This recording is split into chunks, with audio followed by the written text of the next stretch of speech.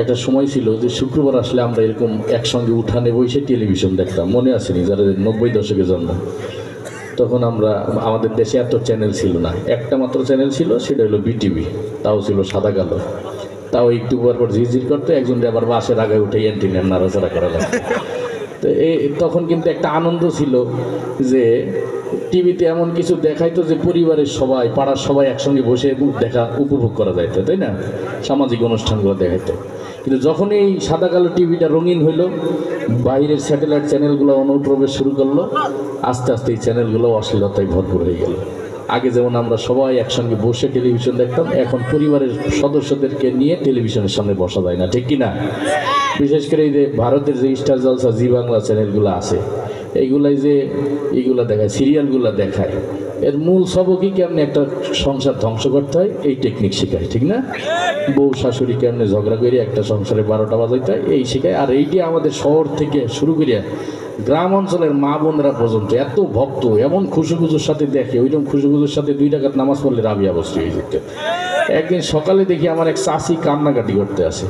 তাই আমি বললাম যে চাষি কান দেন কেন, কি পোলাপানের অসুখ হয়েছে? কয় না। তাহলে কি চাষার সাথে ঝগড়া হয়েছে? তাও না। তাহলে কি আত্মীয় স্বজন কেউ মারা গেছে? তাও না। তাহলে সমস্যা কি, কান দেন কেন? কেন দিতে কটকটি কি মাইটটা বাড়ছে।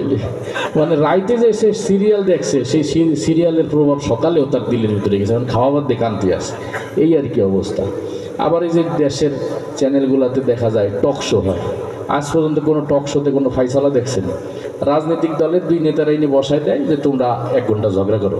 ঝগড়া করতে করতে যখন নেতা 2জন উত্তেজিত হয়ে যায়, উপস্থাপক কি আজকের মতো অনুষ্ঠান এখানে শেষ হলো, বাকি পর্ব থেকে আগামীকাল। এই হলো টক শোর বিষয়বস্তু।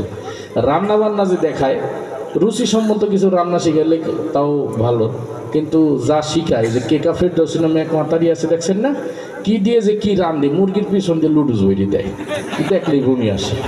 তো এই আর কি হাবিজাবি অনুষ্ঠান, কোনোটাই টক শো, কোনোটাই খেলাধুলা, কোনোটাই রান্নাবান্না, কোনো চ্যানেলের অনুষ্ঠান ভাল লাগে না। আর আমাদের ছোট সময় যে সোনালী শৈশবের যে বিটিভি, ওই বিটিভির আর জনপ্রিয়তাও নাই। বিটিভি এখন কেউ দেখেও না, কারণ বিটিভি এখন আর বিটিভি নাই, বিটিভি হয়ে গেছে বাতা বিটিভি। অর্থাৎ দেশে কি হইলো না হইলো ওইটা নিয়ে বিটিভির কোনো নিউজ নাই।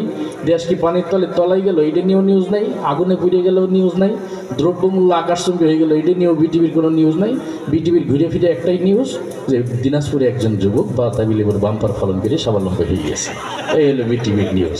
তো বিটিভি এখন আর কেউ দেখে না। আর ভদ্র পরিবার যারা আছে, তারা পরিবার নিয়ে টেলিভিশনের সামনে বসে না।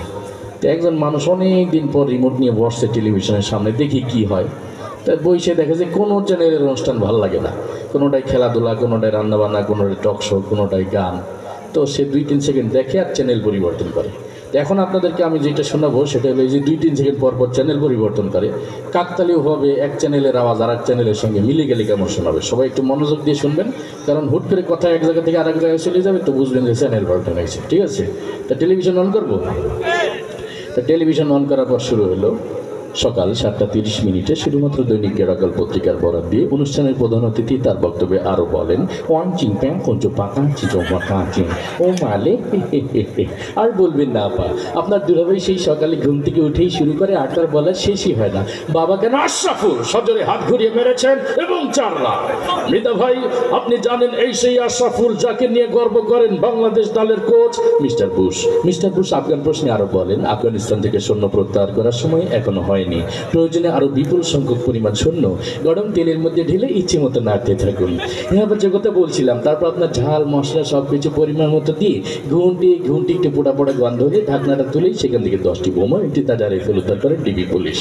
চলন্ত ট্রেন থেকে আকস্মিক বোমা পাওয়া যায়, ট্রেনের যাত্রীরা সবাই ভয়ে চিৎকার করে বলে ওঠেন, আউট আউট আউট আউট। শেষ পর্যন্ত মাশরাফির দুর্দান্ত বোলিংয়ের মুখে টিকে থাকতে পারলেন না মিস্টার টনি ব্লেয়ার।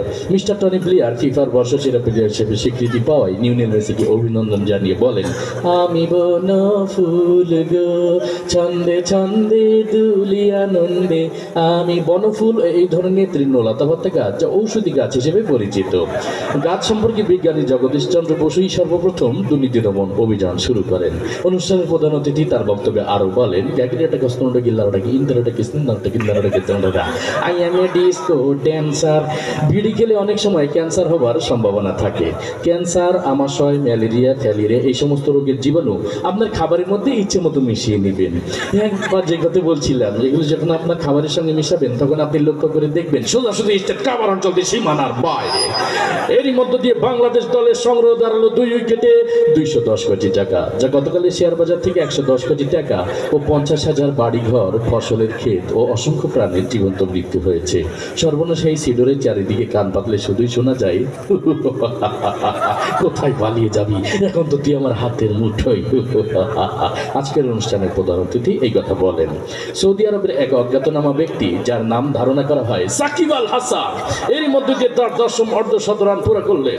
মৃদা ভাই, আপনি জানেন একদিনের আন্তর্জাতিক সংস্থা তেল নিয়ে তেলেসমাতি না করার জন্য অনুরোধ জানিয়েছেন মন্ত্রী পরিষদ। মন্ত্রী আরো বলেন, তেল, ডাল, আটা, ময়দা, সুজি সহ সকল ভোজ্য পণ্যের দাম কমানো হবে আগামী 32 সাল নাগাদ। এতক্ষণ আমাদের সঙ্গে থাকার জন্য ধন্যবাদ। শুনছিলেন আবহাওয়া বার্তা, এবার খেলার খবর। ব্যাস, রান্না হয়ে গেল, এবারে খাবারটি আপনি পরিবেশন করুন।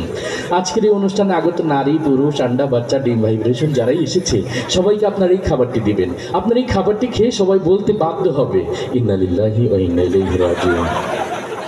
মৃত্যুকালে তার বয়স হয়েছিল 5 ফুট 6 ইঞ্চি। মুখে ছিল খোঁচা খোঁচা দাড়ি এবং 2 থেকে 3 দিনের রিমান্ড নিয়েছেন ডিবি পুলিশ।